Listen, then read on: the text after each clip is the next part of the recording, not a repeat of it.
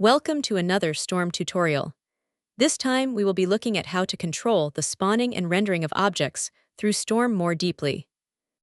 For rendering content on your terrains, Storm supports two major workflows. You can build your content in traditional ways and ingest that content into Storm for rendering.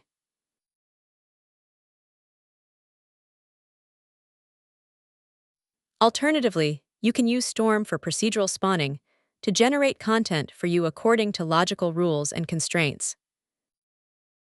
We will take a look at procedural spawning first, so you get a basic understanding how content is configured for rendering in Storm.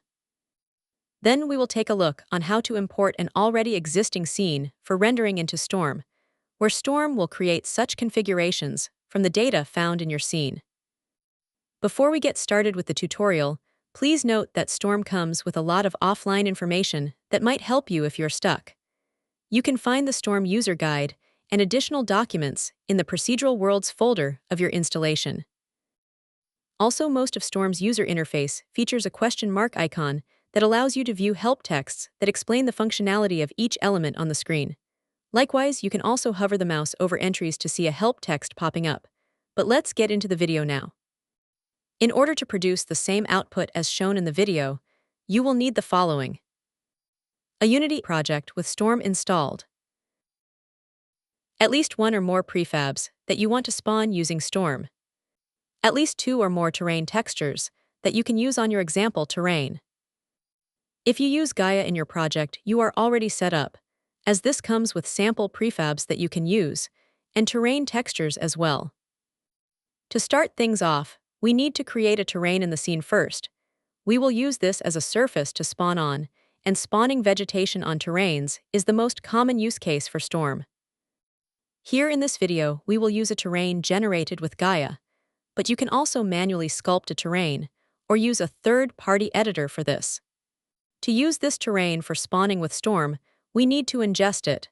Storm will read in the information from the terrain, such as height and texturing information that can then be used for spawning. To ingest the terrain, open the Storm Manager window and switch to the Ingestion tab. We can select the current scene for ingestion and use our terrain as ingestion target object. Make sure that Capture Alpha Maps is checked and Create Features is turned off. The former will ensure that Storm will collect the texturing info from the terrain. The latter will prevent the creation of additional configuration files. Ingest the terrain in Storm.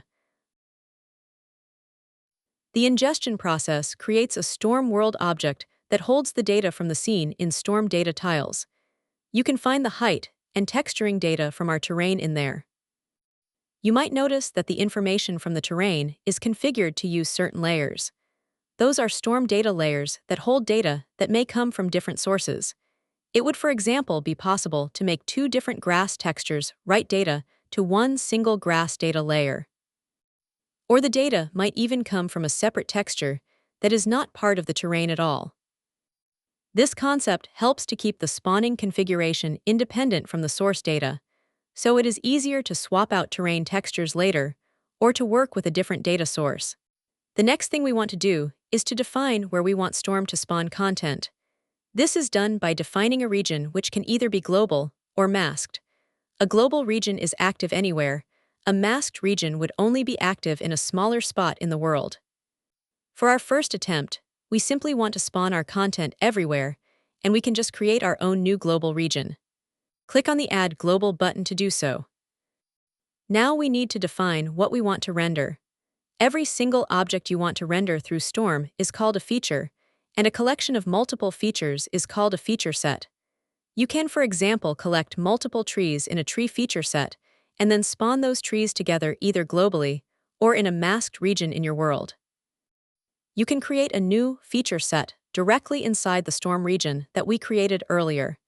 Give it a distinct name so that you can identify it again later.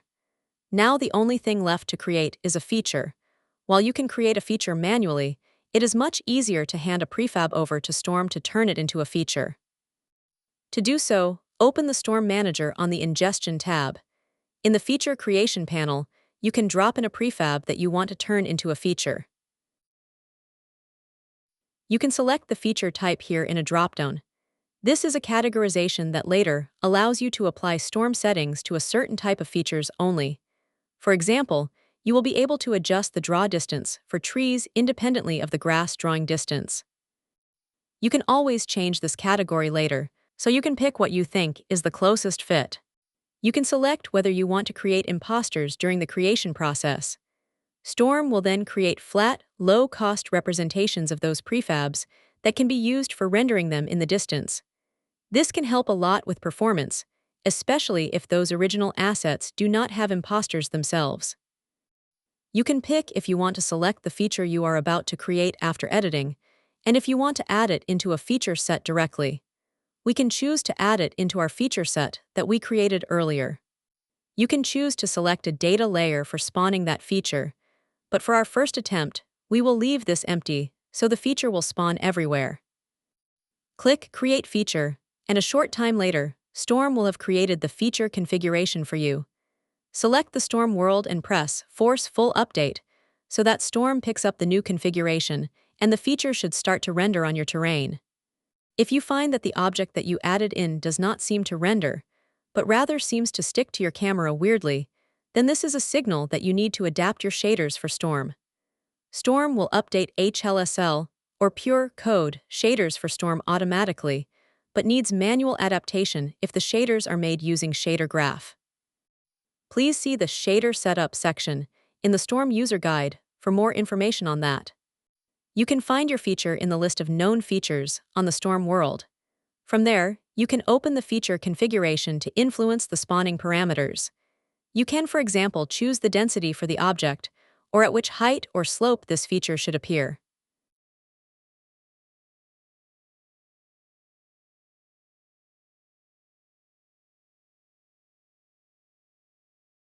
Further down below, you can also find information about the different LOD levels for this feature.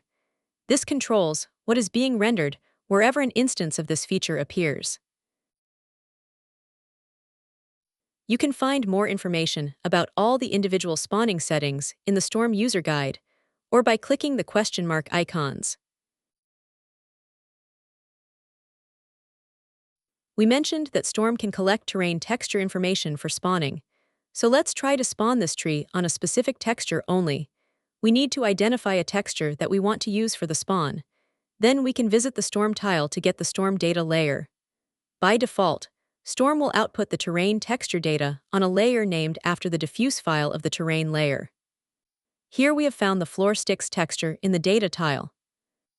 We can now go into the feature set that we created earlier and select this layer as a spawn layer for that feature. Now the feature should appear on that terrain texture only.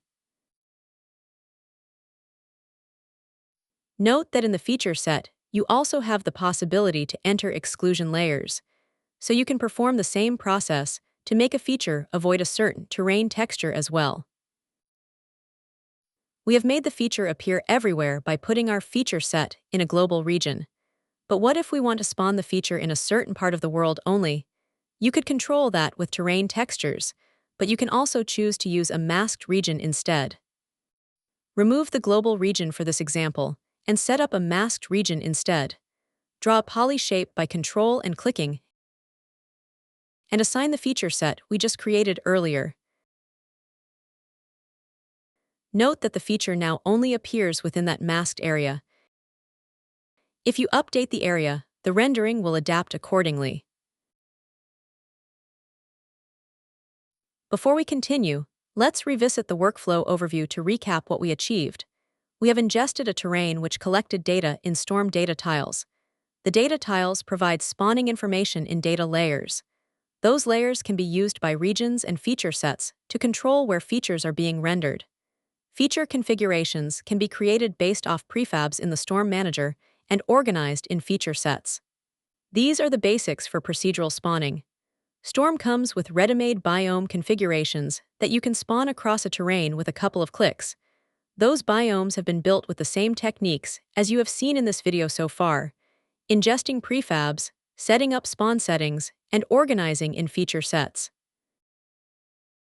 Now we can take a look at importing already existing scenes as Storm configurations.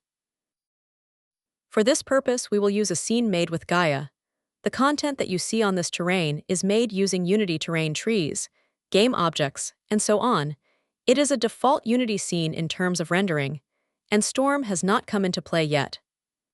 Storm can take on your already existing content during the ingestion process, so you can open the Storm Manager on the Ingestion tab again and ingest the terrain just as in the first part of the video. But this time, we will use the Create Features option. This option will look for prefabs during the ingestion process and will automatically create a Storm feature for every prefab it will find. As with the creation of single features, you can choose whether you want imposters to be created or not. You can choose to put all the features that are created this way in a global region, and a feature set immediately if you want to see them being rendered right away.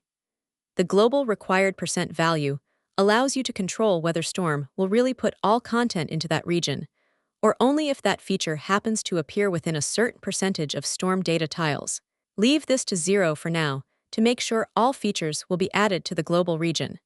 Start the ingestion process. Depending on how much content you have in your scene, this can take multiple minutes to complete. This Gaia scene roughly takes 10 to 15 minutes to complete. The majority of time goes into feature and imposter creation. If those prefabs on the terrain have been processed already before, this will speed up processing time significantly.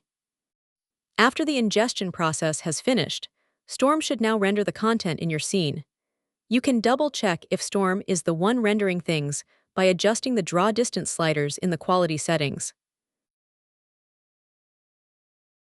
If you are seeing graphical glitches like objects sticking to the camera, this again points towards shaders needing to be adapted for Storm. Please refer to the section on Shader Setup in your Storm user guide for more information on this. The whole configuration output of this process is mostly identical with procedural spawning, but the features, a global region and a feature set were created automatically thanks to the Create Features setting. There is, however, one thing important to be aware of. When Storm is used for procedural spawning, it will decide the positioning of the object itself based on the settings in the feature configuration. When taking on already existing scenes, however, Storm will record the position of objects in transform data lists and will use those to position the objects in a fixed spot instead. You can find the transform lists in the Storm data tiles, and if you check the feature configuration, you will see that the data from this layer is used in the feature sets to determine the spawning.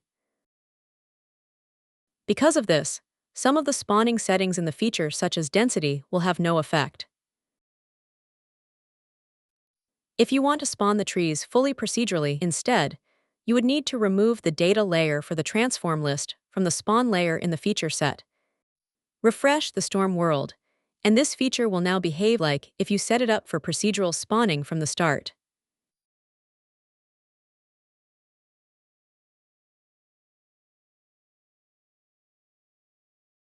We have covered the case of ingesting an entire terrain into Storm for rendering now.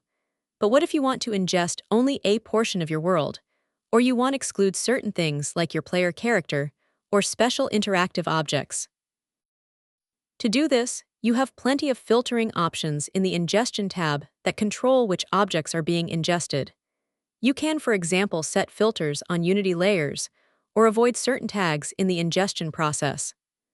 One simple and fast way is also to keep the non-Storm content outside of the parent object that you want to ingest in the scene. When you are considering what content to put into Storm, please note that you will benefit the most to let Storm render content with high instance count, such as vegetation, rocks, props, or building parts from modular kits.